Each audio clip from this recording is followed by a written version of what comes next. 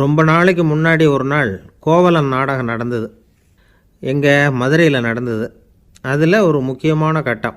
கண்ணகி கிட்ட சிலம்பை வாங்கிக்கிட்டு அதை விற்கிறதுக்காக மதுரை நகருக்கு புறப்படுறான் கோவலன்.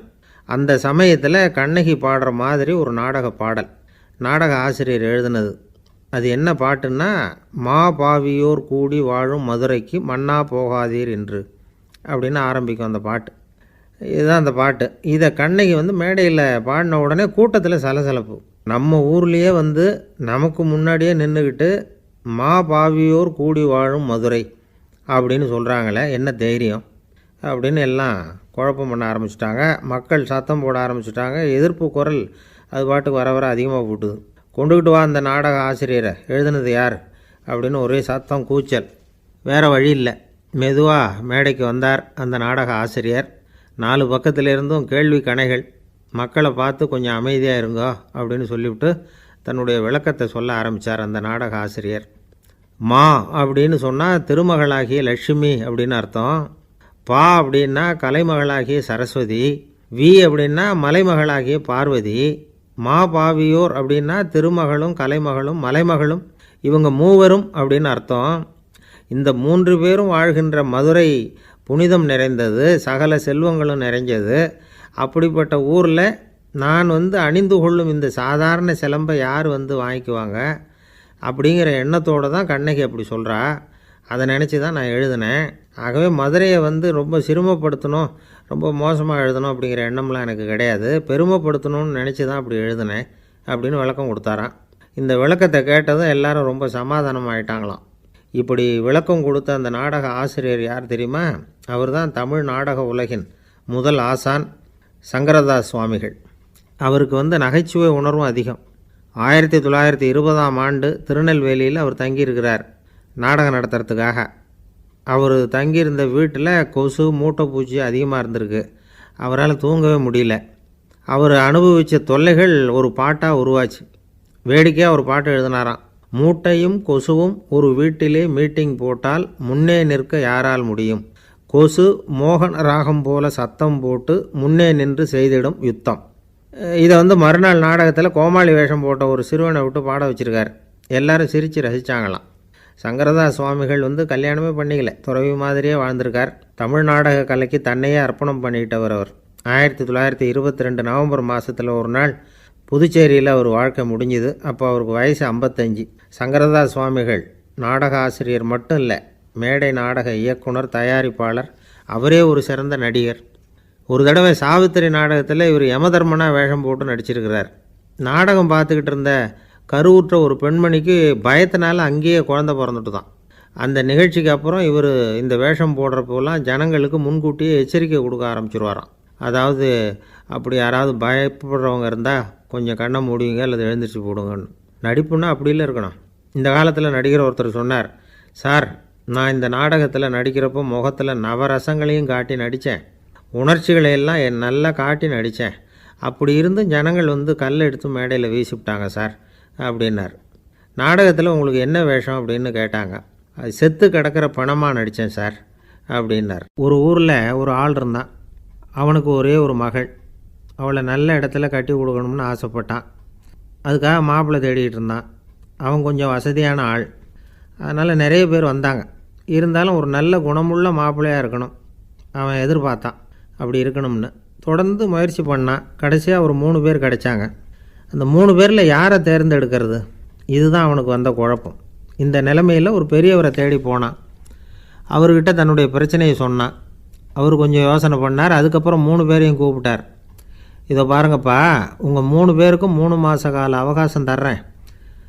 நீங்கள் இப்போ போகலாம். 3 மாதம் கழித்து திரும்பி வரலாம்.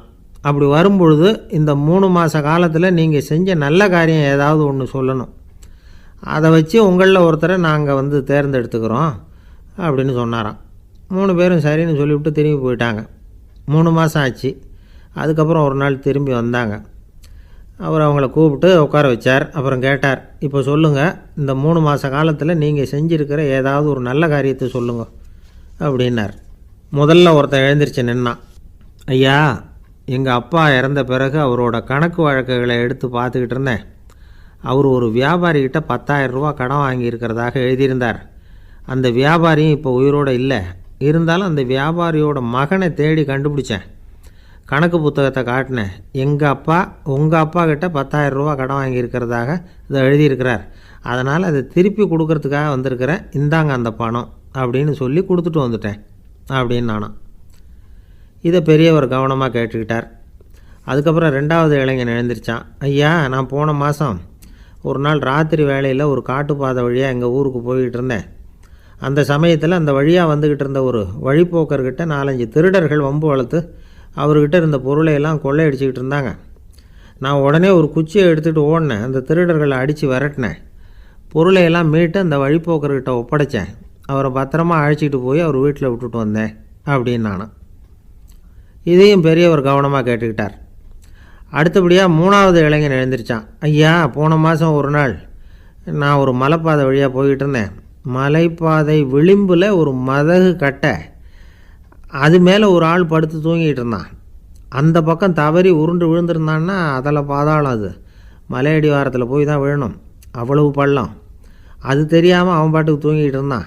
நான் உடனே அவன்கிட்ட ஓடி போய் குனிஞ்சு அவன் முகத்தை பார்த்தேன். அப்போ தான் புரிஞ்சுது, அவன் ஏற்கனவே எனக்கு தெரியும். அவனை எனக்கு நிறைய கெடுதல் பண்ணியிருக்கிறான், இடைஞ்சல் கொடுத்தவன். இருந்தாலும் ஐயோ பாவம்னு நினச்சி அவனை எழுப்பி பாதுகாப்பாக வேறு ஒரு இடத்துல படுக்க வச்சுட்டு வந்தேன் அப்படின்னு நானும். பெரியவர் இதையும் கேட்டுக்கிட்டார்.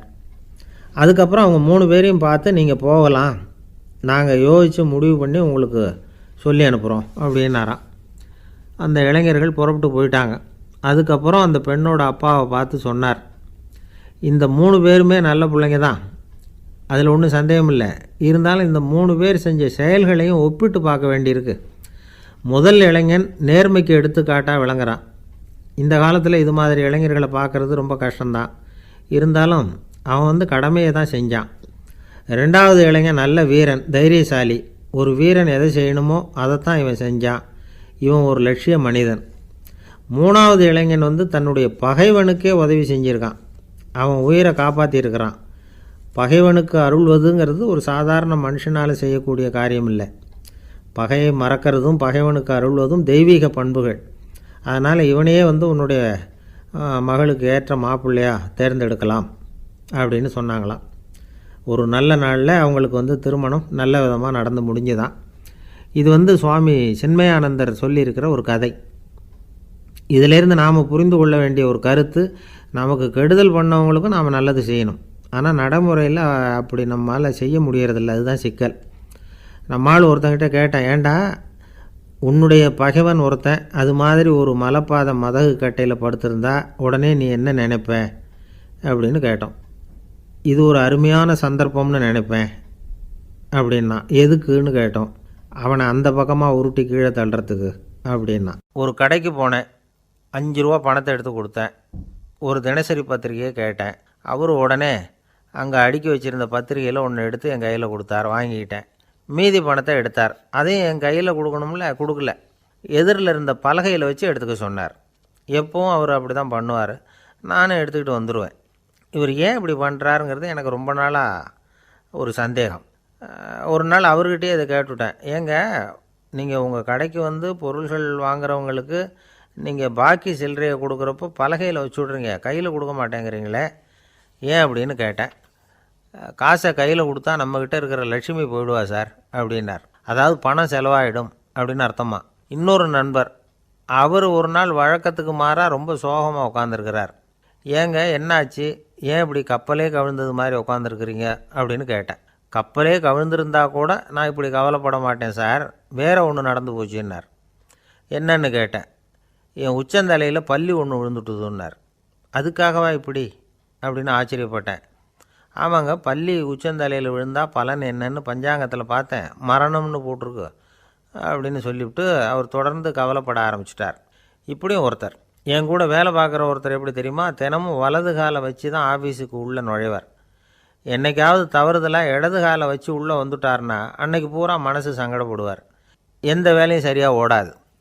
கேரம் போர்டு ஆடுற ஒருத்தர் எப்போ ஆட உட்காந்தாலும் ஸ்ட்ரைக்கரை கை தவறி கீழே விழுற மாதிரி பண்ணி அதுக்கப்புறம் அதை எடுத்துக்கிட்டு ஆட உட்காருவார். ஏன்னா எப்போவும் ஒரு தடவை நிஜமாகவே அது கை தவறி கீழே விழுந்திருக்குது. அன்னைக்கு பிரமாதமாக ஜெயிச்சுட்டார்.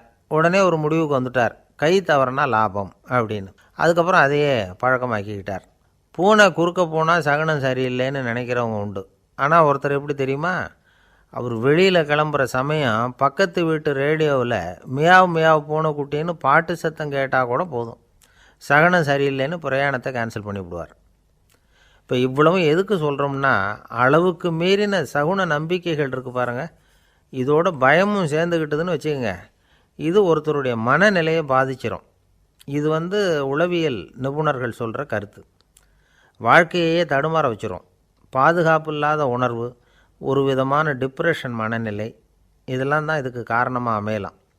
சில பேர் காய்கறி நறுக்க கத்தியை கையில் எடுத்தால் கூட நேரம் சரியாக இருக்கா அப்படின்னு பார்த்துட்டு தான் வேலையை ஆரம்பிக்கிறது வழக்கம்.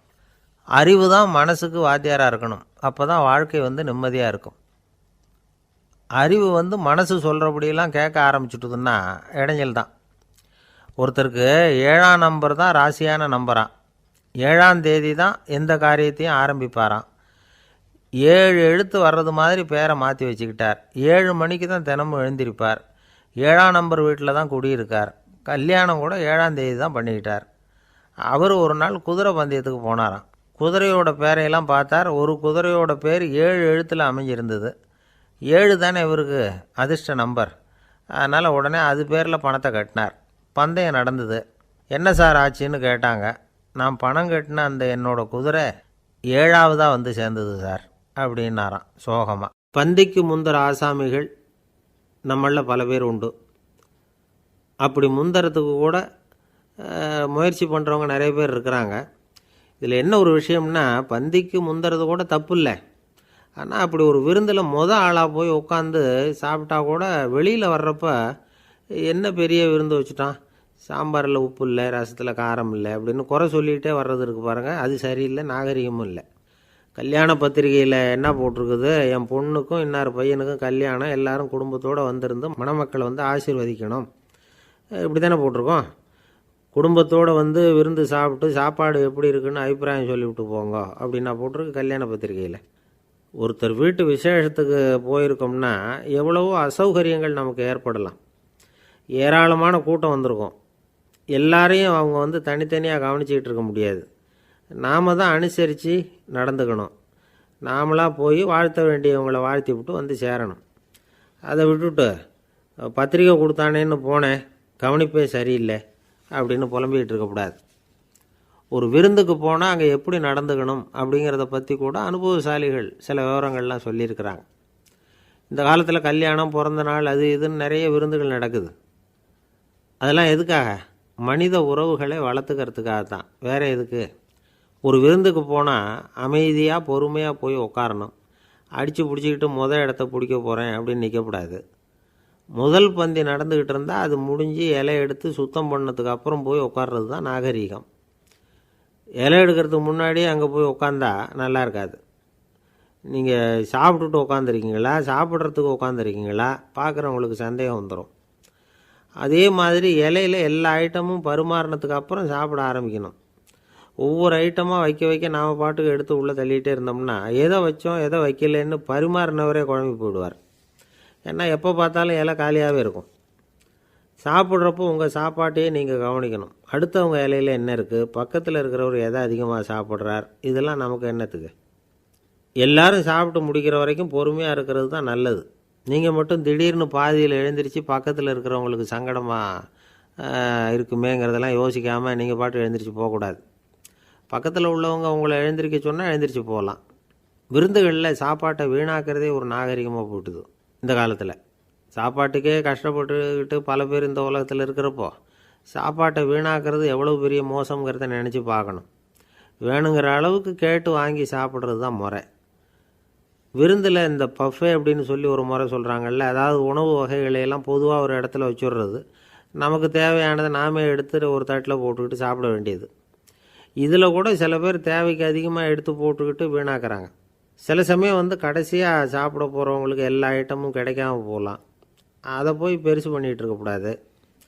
என்ன சார் இந்த அளவுக்கு கூடவா நாகரிகம் தெரியாமல் இருக்கிறோம், இதை போய் பெருசாக சொல்ல வந்துட்டீங்களே அப்படின்னு நினைக்கலாம். ஒருத்தர் 2 பேருக்கு இந்த விவரம் தேவைப்படலாம். அவங்க காதலையும் இது விழட்டுமேங்கிறதுக்காக தான் இது. ஒரு பெரிய கல்யாண விருந்து நடந்துக்கிட்டு இருந்தது. விருந்து மண்டபத்து வாசலில் ஒருத்தர் நின்றுக்கிட்டு வர்றவங்களையெல்லாம் ரொம்ப மரியாதையாக வணங்கி உள்ளே அனுப்பி வச்சுக்கிட்டு இருந்தார். எப்படி தெரியுமா? வர்றவங்க கையெல்லாம் பிடிச்சி முத்தம் கொடுத்து அதுக்கப்புறம் உள்ளே அனுப்பி வச்சுக்கிட்டு இருந்தாராம்.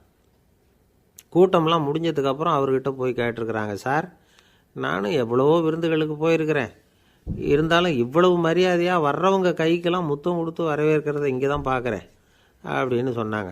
அதுக்கு அவர் சொன்னார், அட போங்க சார், நான் முத்தம் கொடுக்கல, முந்தின பந்திக்கு வந்து சாப்பிட்டவங்களே அடுத்த பந்திக்கும் வர்றாங்களான்னு மோந்து பார்த்து அனுப்பி வச்சுக்கிட்டு இருந்தேன் அப்படின்னார். ஒரு ஊரில் ஒரு ராஜா இருந்தார். அவர் ஒரு பூனை வளர்த்தார். ரொம்ப செல்லமாக அவர் அந்த பூனையை வளர்த்தார். அவர் என்ன பண்ணுவார் தெரியுமா? இரவு நேரத்தில் அந்த பூனையோட தலையில் ஒரு விளக்கை வச்சுருவார். அந்த பூனை ரொம்ப ஜாக்கிரதையாக அந்த விளக்கு கீழே விழுந்துடாமல் பார்த்துக்கும். தலையை ஆட்டாமல் ரொம்ப நிதானமாக ராஜா பின்னாடி நடந்து போய்கிட்டே இருக்கும். அந்த விளக்கு வெளிச்சத்தில் எல்லா வேலைகளையும் செஞ்சுருவார். கையில் ஒரு விளக்கை தனியாக எடுத்துகிட்டு போக வேண்டிய அவசியமே இல்லை. விளக்கை தூக்கிட்டு போகிற வேலையை அந்த பூனை பார்த்துக்கும். அதனால் ராஜாவுக்கு அந்த பூனை மேலே ரொம்ப பிரியம். மந்திரிகளையெல்லாம் கூப்பிட்டு அவங்கக்கிட்ட சொல்லுவார், பார்த்தீங்களா இந்த பூனை எவ்வளவு விசுவாசமாக நடக்குது, என் பேரில் எவ்வளவு மரியாதை பார்த்தீங்களா அதுக்கு அப்படிம்பார். இதை கேட்டுவிட்டு அங்கேருந்து அமைச்சர்களில் ஒருத்தர் சொன்னார், மன்னா நீங்கள் சொல்கிறது சரிதான், இருந்தாலும் இந்த பூனையோட விசுவாசத்தை நாம் கொஞ்சம் சோதித்து பார்க்க வேண்டியிருக்கு அப்படின்னாராம். சரி, உங்கள் ஆசையை ஏன் கெடுக்கணும், நல்லா சோதித்து பாருங்கள் அப்படின்னு சொல்லிவிட்டார் ராஜா. உடனே அந்த அமைச்சர் என்ன பண்ணார் தெரியுமா? எங்கேயோ புறப்பட்டு போனார். ஒரு 5-6 எலிகளை பிடிச்சிக்கிட்டு வந்தார். அரண்மனையில் ராஜா ஏதோ வேலை பார்த்துக்கிட்டு இருக்கிறாரு. பக்கத்தில் அந்த பூனை ரொம்ப பணிவாக நின்றுக்கிட்டு இருக்குது. அது தலையில் விளக்கு எரிஞ்சிக்கிட்டு இருக்கு. அமைச்சர் தான் பிடிச்சிக்கிட்டு வந்த எலிகளை அந்த பூனை பார்வையில் படுறது மாதிரி எதிரில் விட்டார். அந்த எலிகள்லாம் அங்கேயும் இங்கேயும் ஓட ஆரம்பிச்சிது. அதை பார்த்தது பூனை, அவ்வளவுதான். தலையில் இருக்கிற விளக்கை பற்றியும் கவலைப்படலை, ராஜாவை பற்றியும் கவலைப்படலை. ஒரே பாய்ச்சலாக பாஞ்சு எலிகளை துரத்த ஆரம்பிச்சுட்டுது. தலையில் இருந்த விளக்கு எங்கேயோ போய் விழுந்தது, அணைஞ்சு போச்சு. இருட்டில் ராஜா தடுமாற ஆரம்பிச்சுட்டார். இந்த சமயத்தில் அந்த அமைச்சர் மறுபடியும் விளக்கை ஏற்றினார். வெளிச்சம் வந்தது. அதுக்கப்புறம் அந்த அமைச்சர் பேசினார், அரசே, பூனையோட விசுவாசத்தை பார்த்தீங்களா? எலி அது கண்ணில் படுற வரைக்கும் தான் விசுவாசமாக இருந்தது. அது மாதிரி எலியை பார்த்ததும் எல்லாத்தையும் விட்டுட்டு அதை துரத்த ஆரம்பிச்சுட்டு பார்த்தீங்களா? தான் அந்த பூனையை பற்றி நினச்சது தப்புங்கிறது அதுக்கப்புறம் தான் அந்த ராஜாவுக்கு புரிஞ்சுதான். சரி, இப்போ எதுக்கு இந்த கதையெல்லாம் அப்படிங்கிறீங்களா?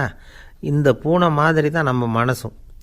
மனசை எவ்வளவு தான் பயிற்சி கொடுத்து பக்குவமாக வச்சுருந்தாலும் பார்க்குறதுக்கு பரமசாது மாதிரி தான் இருக்கும். பார்க்க வேண்டியதை பார்த்துட்டுதுன்னா பாஞ்சிரும். இந்த பூனை மாதிரி புலன் இன்ப பொருள்கள் கிட்டாத வரைக்கும் மனம் அடங்கி இருக்கிறது மாதிரி தான் தெரியும். கொஞ்சம் வாய்ப்பு கிடைச்சாலும் அது குதிக்க ஆரம்பிச்சிரும், தப்பு பண்ண ஆரம்பிச்சிரும். பெரிய பெரிய முனிவர்கள் வாழ்க்கையில் நடந்த வீழ்ச்சி இதை தான் நிரூபிக்குது. புலன்களின் ஆற்றல் அதிகம். அதனால் மனக்கட்டுப்பாடு பயிற்சிகளில் ரொம்ப எச்சரிக்கையாக இருக்கணுங்கிறார் சுவாமி சிவானந்தர். மது பழக்கத்தையே விட்டுவிட்டேன்னு உறுதியாக இருப்பான். கடை கண்ணில் பட்டுவிட்டுதுன்னா கால் அவனை கேட்காமலே இழுத்துக்கிட்டு உள்ளே போயிடும். இதுதான் மனசுங்கிறது. அதுதான் அந்த ராஜா வளர்த்த பூனை. நம்மால் ஒருத்தன் அந்த ராஜா பூனை தலையில் விளக்க வச்சது மாதிரி இவன் தன்னுடைய தலையிலேயே ஒரு விளக்கை ஏற்றி வச்சுக்கிட்டு என்னத்தையோ தேட ஆரம்பித்தான். தேடிக்கிட்டு இருக்கிறான். தலையை ஆட்டாமல் நிதானமாக நடந்து ரொம்ப நேரமாக தேடிகிட்டு இருக்கிறான். அந்த சமயம் அங்கே வந்த ஒருத்தர், என்னத்தை தேடுறீங்கன்னு கேட்டார். அதுதான் மறந்து போச்சு அப்படின்னு இழுத்தான். சரி, கொஞ்சம் இப்படி உட்காருங்க, ஞாபகம் வந்ததும் தேட ஆரம்பிக்கலாம் அப்படின்னார் அவர். இவன் கொஞ்ச நேரம் உட்காந்து யோசித்தான். அப்புறம் திடீர்னு எழுந்திரிச்சான். ஞாபகம் வந்துட்டுதுன்னா. என்னன்னு கேட்டார். எங்கள் வீட்டில் இருந்த விளக்கை எங்கே வச்சேன்னு தெரியல, அதை தான் தேடிக்கிட்டு இருக்கிறேன், ஏற்றி வைக்கலாம்னு பார்க்குறேன் அப்படின்னா.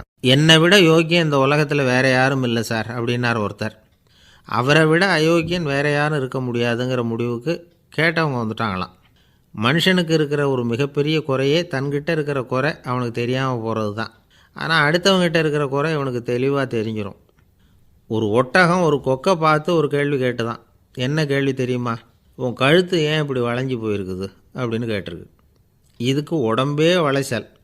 இது போய் கொக்கை கிண்டல் பண்ணுது. இன்றைக்கி மனித சுபாவமும் கிட்டத்தட்ட இப்படி தான் இருக்குது. இந்த உலகத்தில் குறையில்லாத மனிதர்கள் யாரும் கிடையாது, நாம் உள்பட அப்படிங்கிறத முதல்ல நாம் நல்லா புரிஞ்சுக்கணும். ஒரு ஊரில் ஒரு விற்பனை நிலையம் இருந்தது.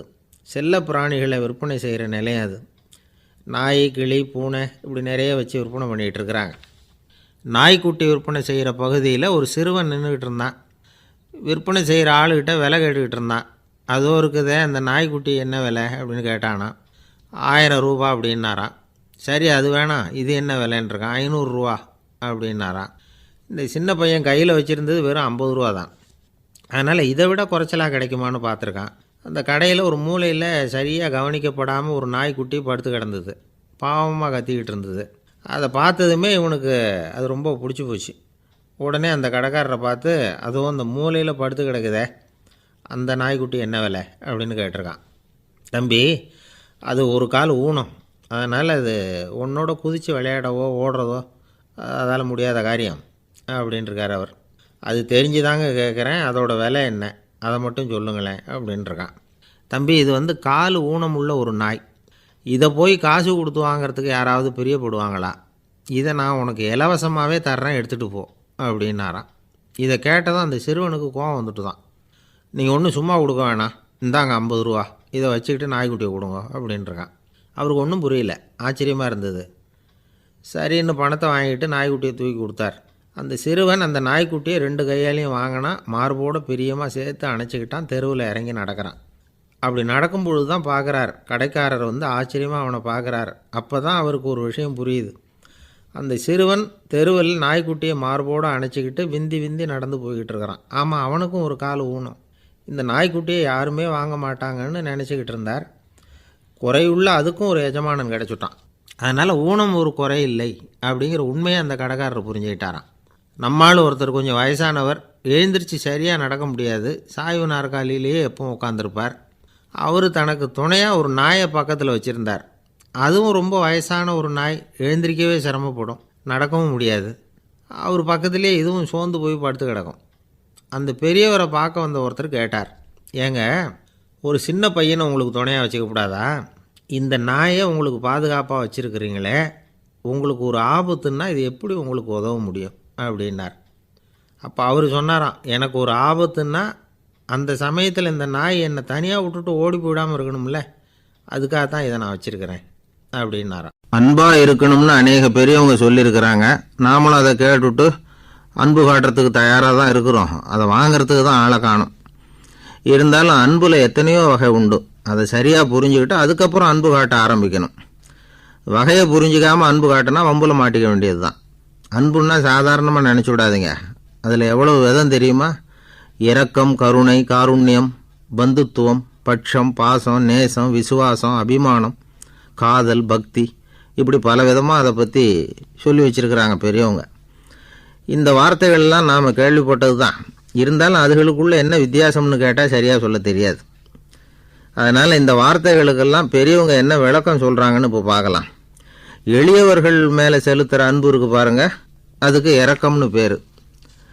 அறிவு பலம், சரீர பலம், இது ரெண்டும் இல்லாதவங்க மேலே, அதாவது வலிமையற்றவர்கள் மேலே செலுத்துகிற அன்பு இருக்குது பாருங்கள், அதுதான் கருணை.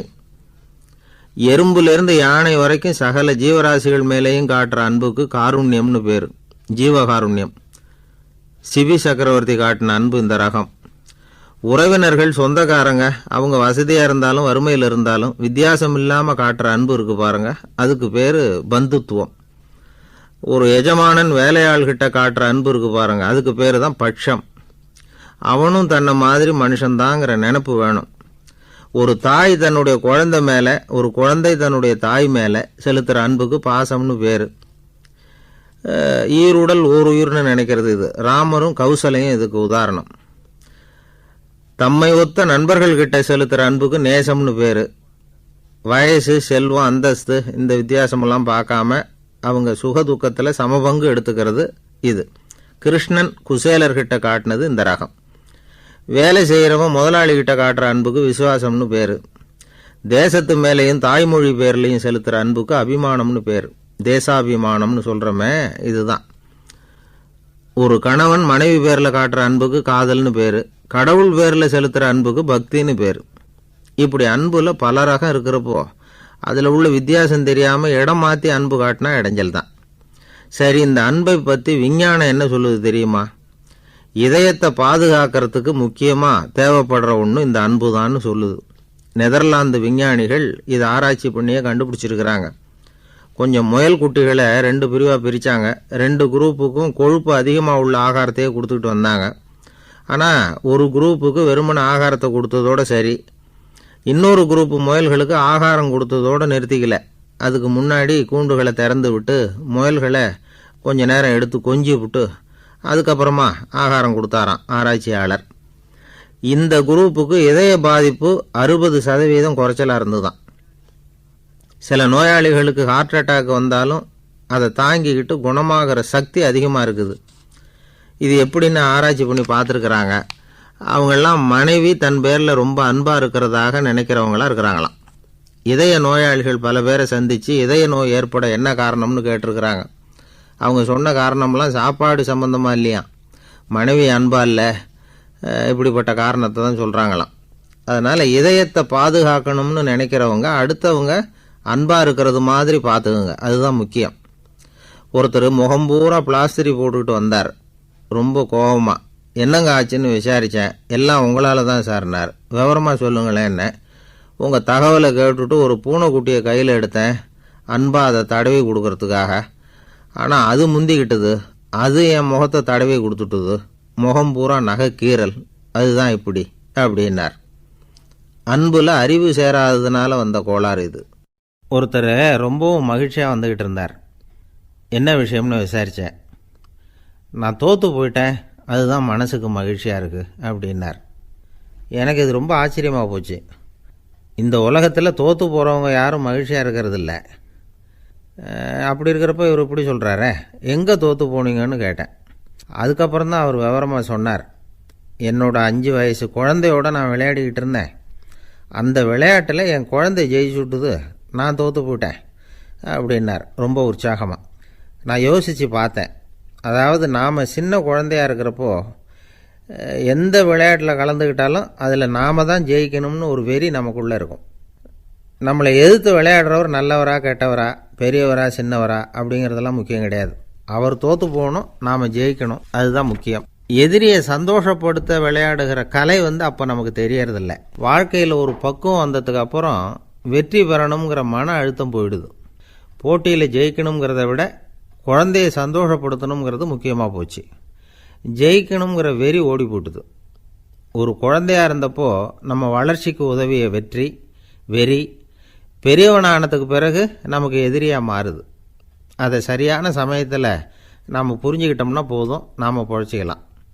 ஒவ்வொரு மனுஷனுமே வாழ்க்கையோட அடுத்த கட்ட வளர்ச்சியில் அடி எடுத்து வைக்கிற நேரத்தில் தன்கிட்ட இருந்து ஏதோ ஒரு குணத்தை அல்லது தன் குணம் இருந்த ஏதோ ஒரு உறவை நாம் இழக்கத்தான் வேண்டியிருக்குது. ஒரு கட்டம் வரைக்கும் உதவியாக இருந்த குணம் அடுத்த கட்டத்துக்கு தடையாக கூட மாறிடலாம். இந்த பரிமாண மாற்றத்துக்கு உள்ளாகிற ஒவ்வொருத்தரும் பிரத்யட்சமாக இதை உணர்றாங்க. ஆனால் பல பேர் எப்படின்னா பழசை திறந்துவிட்டு புதிய கொள்கைகளை உருவாக்கிக்கிறதுக்கு இஷ்டம் இல்லாமல் இருந்துடுறாங்க, அல்லது அப்படி செய்ய முடியாமல் தவிக்கிறாங்க. இதையெல்லாம் மீறி அந்த பழசை திறந்துட்டா அதை இழந்ததால் உண்டாகிற மன அழுத்தம் சில காலத்துக்கு வருத்திக்கிட்டு தான் இருக்கும், வேறு வழி இல்லை. ஆரோக்கியமான ஒரு முன்னேற்றத்துக்காக அந்த மன அழுத்தத்தை தாங்கிக்கத்தான் வேணும் அப்படிங்கிறாரு அந்த உலக புகழ்பெற்ற மேதை ஒருத்தர், இந்த ஸ்காட் பெக் அப்படிங்கிறவர். பிறந்த நாள் முதல் இதுதான் சரி அப்படின்னு கற்பிக்கப்பட்டு வந்த ஒவ்வொரு தத்துவத்தையும் தங்களுடைய வளர்ச்சிக்கு தகுந்த மாதிரி மாற்றி அர்த்தப்படுத்தி கொள்ள முடியாமல் வாழ்க்கை சூழலில் அப்படியே அரைப்பட்டு தூளாகிறவர்கள் தான் ரொம்ப தவிக்கிறாங்களாம். இதுதான் அவருடைய கருத்து.